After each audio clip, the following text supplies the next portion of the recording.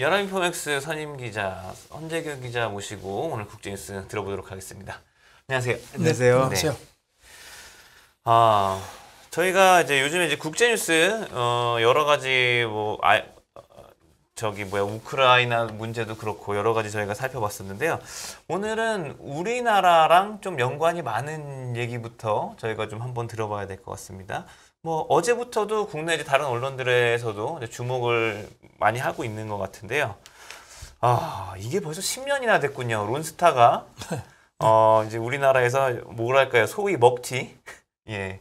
이 이후에 이제 10년 동안 우리나라가 이제 국제사법재판소에 이제 제소를 하고 이게 질질 끌어오다가 오늘 이게 판결이 나오는 거죠. 저는 사실 새벽쯤이면 판결이 나와 있을 줄 알았는데 아직 안 나왔나 봅니다. 저도 그래서 어제 밤부터 오늘 새벽 그래서 그 외신 와이어들을 쭉 봤는데요. 아직까지 조금 전까지 체크를 했는데 아직까지 안 나와. 그러니까 외신들이 아직 보도를 안 하는 건지 아직 판정이 안 났는지 모르지만 없습니다. 아직은. 네. 예, 론스타 참 오랜만에 들어봅니다. 네. 그 영화도 있었죠. 2019년에 나온 그 정지영 감독의 블랙머니. 그 조진웅 씨 나오는 거예요. 조진웅, 이한이 해가지고 그쵸? 이한이가 저쪽 변호사 네네. 나오고 이제 조진웅이 이제 검사인데 그냥 막 좌충우돌 부딪히면서 막 그렇게 해가지고서 뭐 여러 사람 힘들게 하는 그런 거였는데 거기도 보면은 사건 결말은 애매하게 돼 있거든요. 제가 정지영 감독도 개인적으로 만나가지고 물어보니까 사실 그 뒤를 어떻게 처리할지가 고민스러웠다. 오늘 조금 전에도 통화를 했거든요. 그랬더니 네.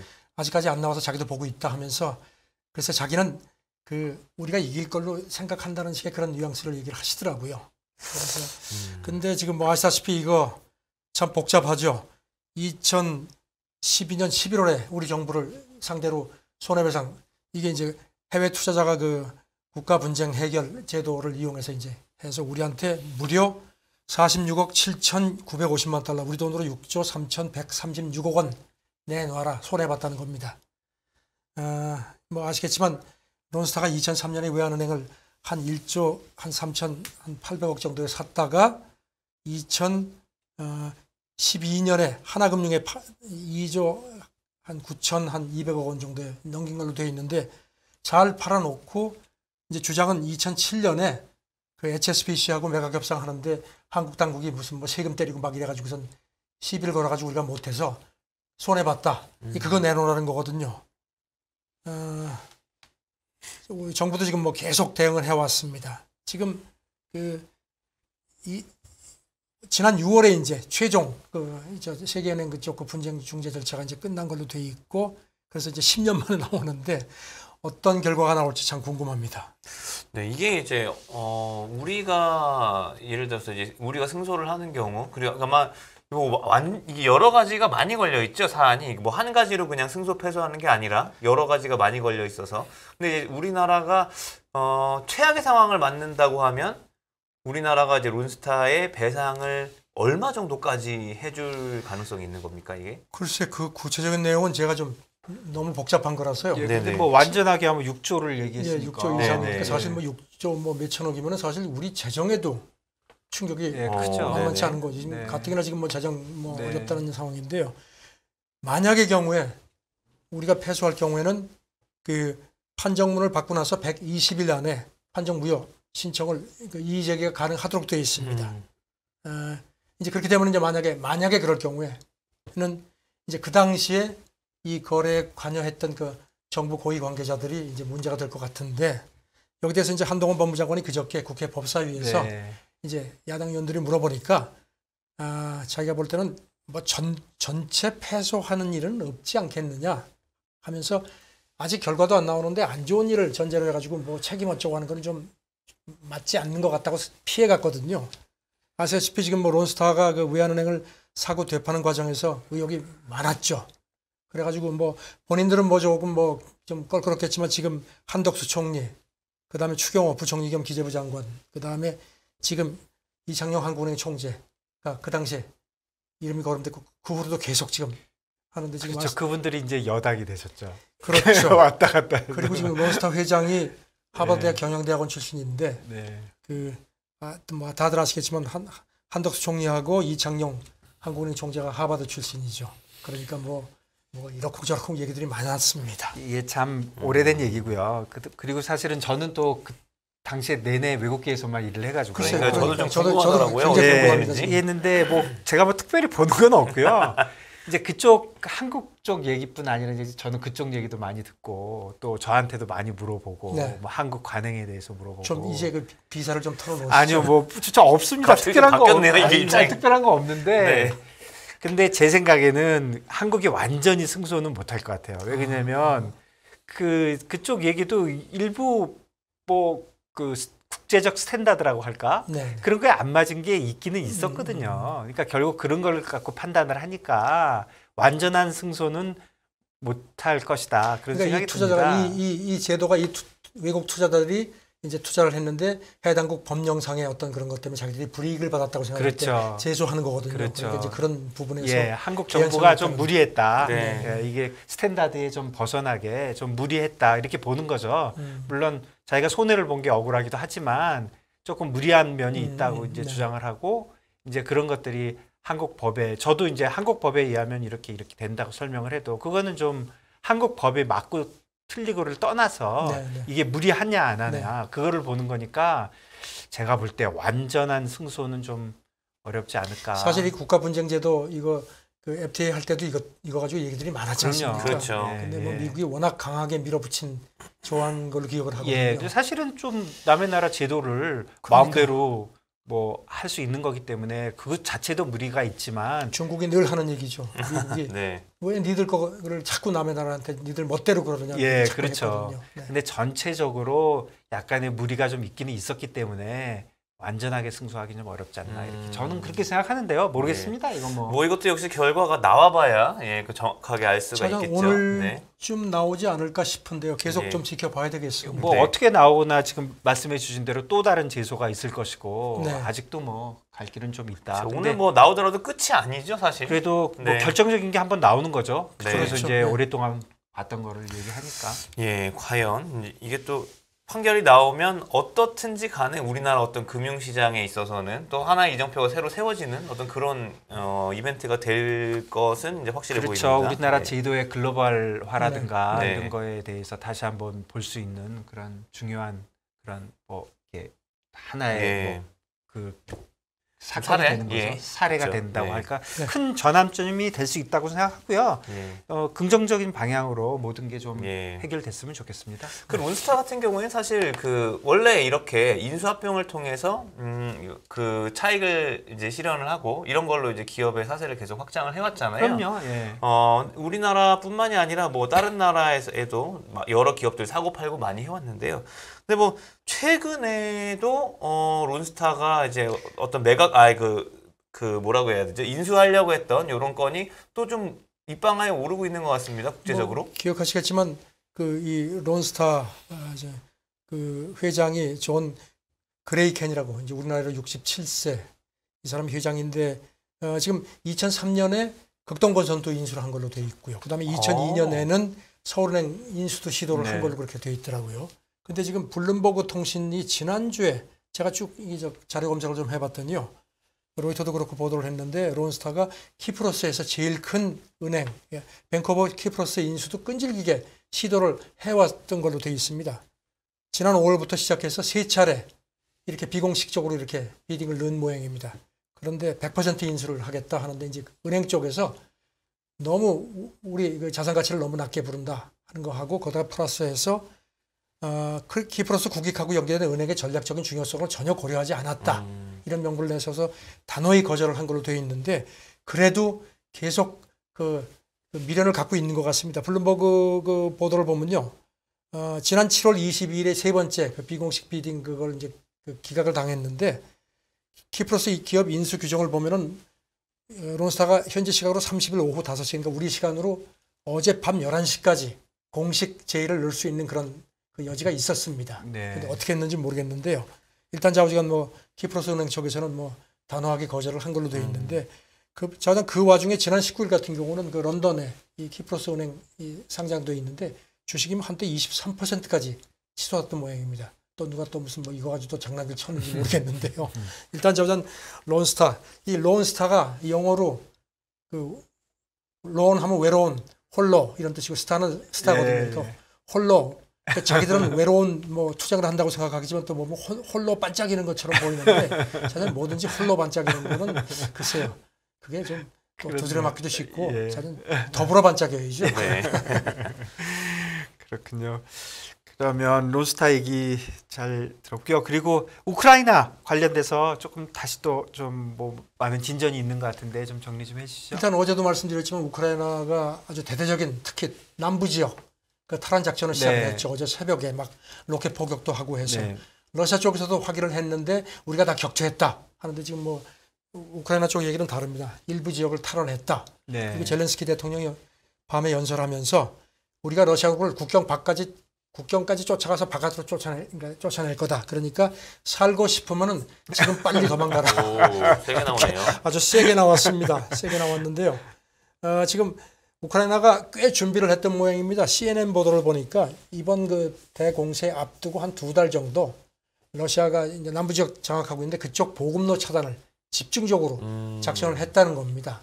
그래서 꽤 네. 준비를 한 것 같은데 지금 여기 대해서 이제 백악관이 어떨지가 좀 궁금해서 보니까 국가안보회의 전략소통관 존 커비 여기 대해서 그동안에는 국지적인 작전을 했는데 이제는 대규모 반격 가능성이 있어 보인다. 조금 좀 약간 조심한 듯한 네. 제스처를 보였습니다. 그런데 이제 러시아가 국제뉴스 전문 그 스푸트니크가 어제 미국 국방부 고위 관계자가 그러더라 하면서 미국이 또 새로운 무기를 줄 모양입니다. 몇 주 안에 첨단 지대공 미사일 이거를 줄 계획이다. 네. 그리고 또 숄츠 독일 총도 어제도 말씀드렸지만 우리가 할 수 있는 데까지 지원할 거다.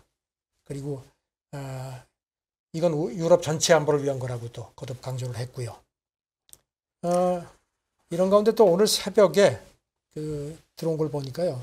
유럽연합 외교안보정책 고위 대표가 어제 그 체코 프라하에서 그 유럽연합 그 국방장관들이 비공식 회의를 한 모양입니다. 끝나고 나서 그 우크라이나군을 훈련시키는 거를 네. 우리가 좀 준비를 하기로 합의를 했다 하는데 또 여기 대해서 룩셈부르크하고 오스트리아 국방장관은 아니 그거 좀 문제가 있다 이런 식인데 네. 일단 이 사람 얘기는 훈련을 시킨다는 겁니다. 지금 그건 또 다른 차원이거든요. 그래서 지금 점점 뭐 좀 장기전에 대비하는 거 아닌가 그런 네. 식의 좀 조짐이 나와서 글쎄 이걸 어떻게 봐야 될지 모르겠습니다. 이게 사실 이게 공세가 다시 우크라이나 쪽에서 이제 러시아 쪽으로 공세를 하고 그러면 또 걱정되는 부분이 이제 곡물 수출이나 이런 게 또 가까스로 이제 재개가 돼서 글쎄요. 잘 네. 되고 있다고 얘기가 나오고 있었는데 또 이렇게 되면 그런 게 또 방해를 받고 그러는 건 아닌가 걱정이 되거든요. 그래서 저도 이걸 체크를 해봤는데 러시아 인테르팍스 통신이 전혀 문제 없다. 계속 순항하고 있다는 점을 또 강조를 했습니다. 그 수출 재개되고 나서 지금까지 한 이제 129만 톤이라고 나왔다가 조금 전에 또 체크를 해보니까 한 150만 톤 정도가 나갔다는 겁니다. 그래서 그저께 기준으로 유엔 집계를 보면은 우크라이나 지금 3개 그 항구가 오데사 등 3군데서 지금 곡물을 실을 수 있게끔 합의가 되어 있지 않습니까? 네. 그래서 한 150만 톤 정도. 그리고 또 어제도 그 12만 톤 이상을 실은 여기는 이제 곡물뿐만 아니라 우크라이나 수출품도 일부 들어있는 모양입니다. 6척의 출항이 허가가 됐다. 그래서 지금 뭐 월 한 300만 톤 규모로 순조롭게 되고 있다는 게 또 러시아 쪽에서 강조를 하는 거 보면 일단 전쟁 문제하고 이 부분은 확실히 좀 궤를 달리하는 것 같습니다. 네, 알겠습니다.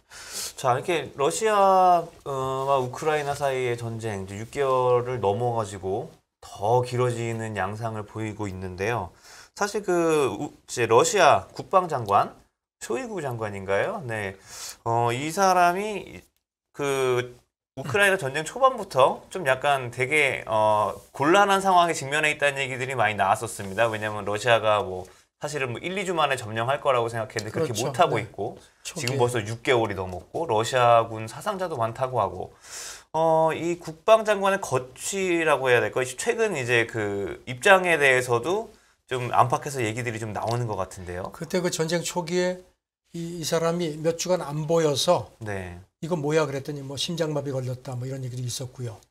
그런데 지금 보니까 나이가 우리 나이가 68세 그러니까 푸틴보다 더 어린 나이입니다. 네. 저는 굉장히 이게 좀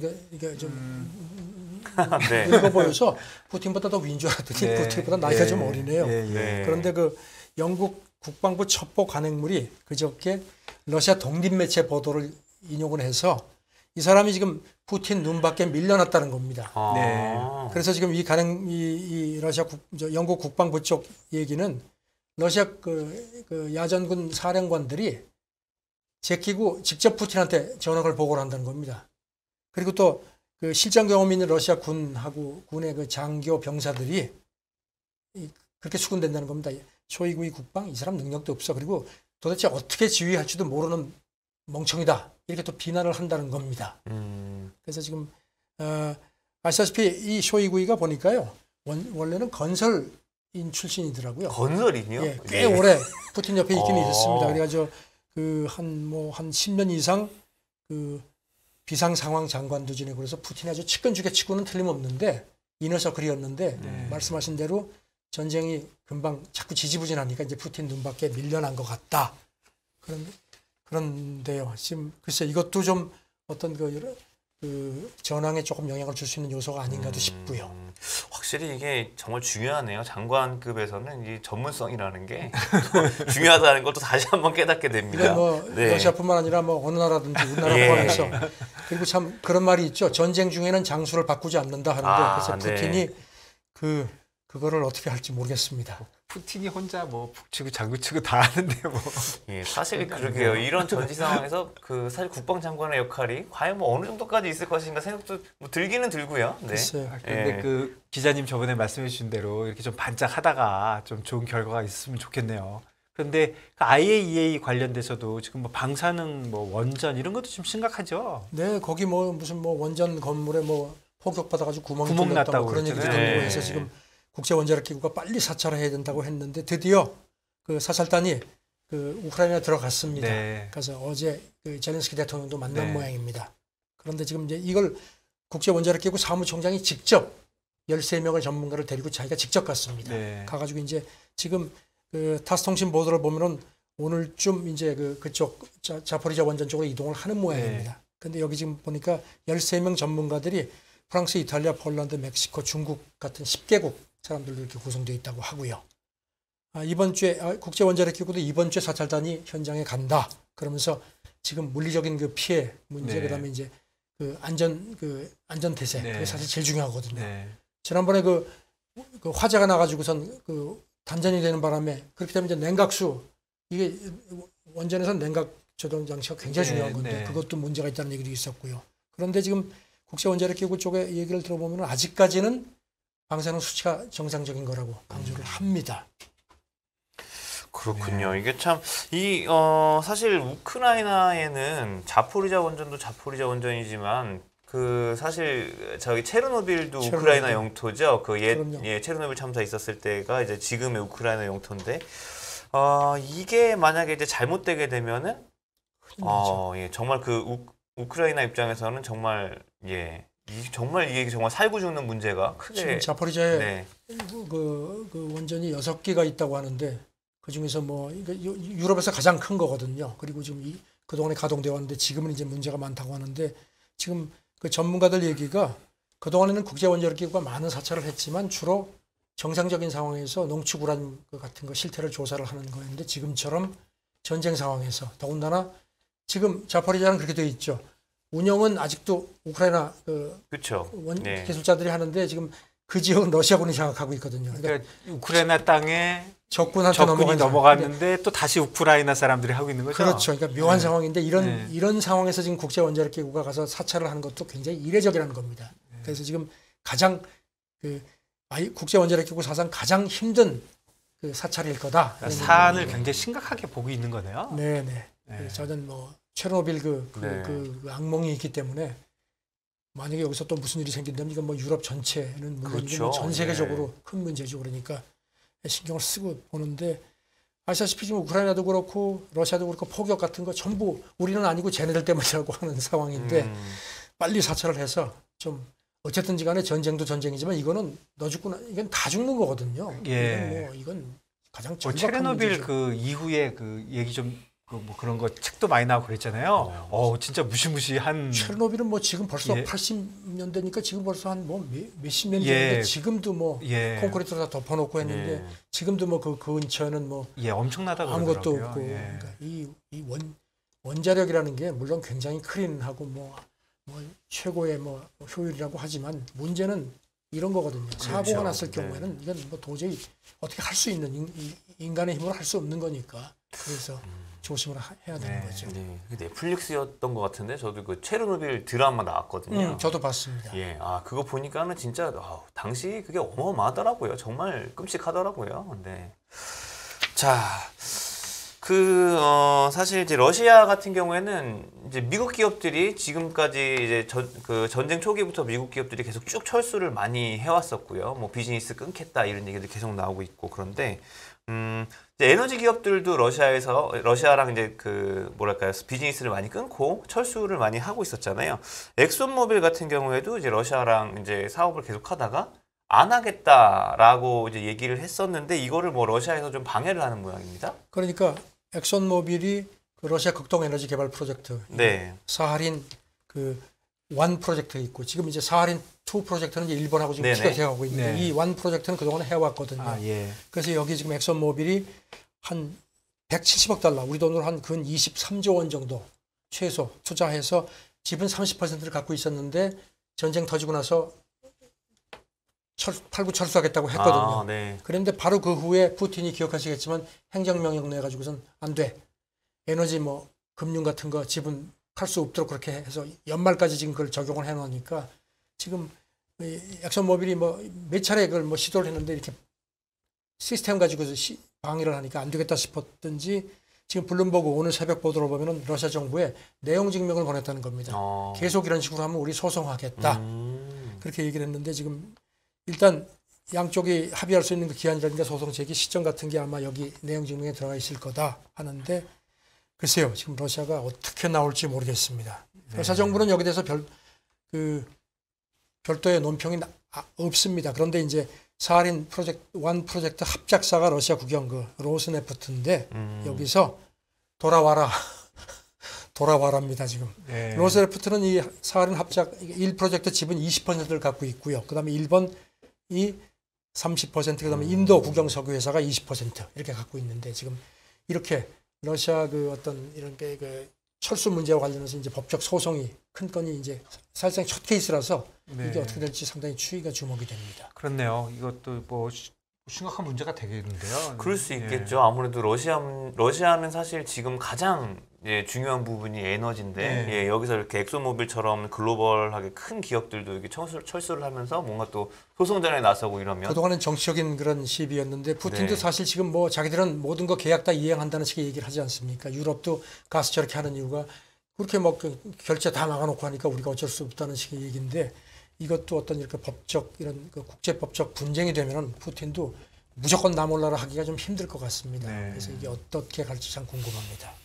그리고 그 대만하고 중국 그 관계에서 그 드론 같은 거를 중국에서 이렇게 띄우나 봐요. 네, 최근에 그 뭐 군사 그 막 대치하면서 드론을 그렇게 많이 보내는 모양입니다. 그런데 지금 이제 대만군이 버티다 못 내니까 이제 그동안에는 드론이 이렇게 이제 자기들 영역으로 넘어오면은 신호탄 사격 같은 거하고 쫓아낸 모양인데 네네. 계속 그러니까 대만 그 언론 보도를 보니까 어제 저녁에 그렇게 날라온 그 한 대에 대해서는 실탄 사격을 했다는 겁니다. 그래가 쫓아보냈다고 하는데 물론 이제 추락은 시킨 건 아니고요.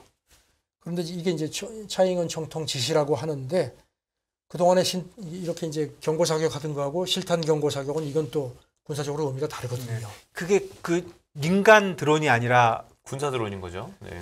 지금 그러니까 지금 그 중국 쪽에서 날아온 드론이라고만 되어 있습니다. 예. 그러니까 근데 이게 사실 이게 실탄 사격으로 경고해서 이제 그냥 쫓아만 냈으면 다행인데 이게 사실 실탄 사격을 해서 만약에 중국 그 군사 드론을 맞춰서 만약 격추를 시켰다. 그러니까 그렇게 되면은 이거는 중국에서 뭐랄까요 좀 빌미가 될 수 있는. 그래서 지금 저 대만 쪽에서도 그 현지 관측청들 얘기가 중국의 이런 그 회색 전술에 말려들지 않으려고 대만이 상당히 노력을 한다. 그래서 말씀하신 대로 만약에 그거를 격추시켰을 경우에 중국이 이거는 우리에 대한 정면 공격했다 해가지고선 반격할 수 있는 빌미를 줄 수 있기 때문에 더 조심한다는 겁니다. 근데 좀 헷갈리는 상황이긴 하네요. 예를 들어서 전투기가 들어오면 자기 영공에 뭐 써야 될 거 아닙니까? 그냥 막 들어오니까 전투기도 출격하고 뭐 미사일도 쏠 수 그래야죠. 있고 원래는 그런 건데요. 우리 상공에 뭐가 올라오면 네. 근데 드론 드론이 오면 가만히 있어야 되나요? 근데 대만 사실- 입장에서는 뭐 할 얘기 있는 그러니까 드론도 네. 거기 폭탄 같은 거 씌울 수 있고 그런 상황이고요. 예, 그러기도 하고 뭐 드론도 뭐 그리고 이제 지금 첨단이 아시다시피 지금 있으니까. 이게 일어난 데가 그 진먼섬이라는 데거든요. 네. 이게 이제 중국 샤먼시에서 불과 한 3.2km밖에 안 떨어져 있으니까 네. 대만에서는 최고 안보위가 최전선인데 네. 그게 이제 실효 지배를 대만이 하고 있는데 그러니까 중국이 진짜 자꾸 거기를 지금 이제 건드리는 건데 그러니까 대만이 그걸 어떻게든지 지키려고 하면서 그래도 빌미는 주지 않으려고 하는 그런 상황인 것 같습니다. 참 국방이라는 게 이래서 어렵습니다. 참. 네. 점점 어려워질 것 같아요. 예. 드론 조그만 거 올라오면 그거 뭐 그렇죠. 침범한 건지 안 한 건지 뭐 어떻게 되는 겁니까? 예, 이거는. 참 이게 애매합니다. 이제 드론이라는 게 이제 그야말로 이제는 어떤 새로운 군 작전상의 어떤 네. 하나의 그 변수가 되는 것 같습니다. 네, 그래서 알겠습니다. 회색 지대 전술이다 이렇게 예. 얘기하는 게 정확한 표현 같네요. 네, 네. 참 이것도 복잡해지고 있습니다. 저 일촉즉발의 상황이 언제 생길지 모르기 때문에 앞으로도 좀 주시를 해야 될 것 같습니다. 예, 오늘 저 국제뉴스 여기까지 들어보겠습니다. 오늘도 감사합니다. 감사합니다. 네, 감사합니다.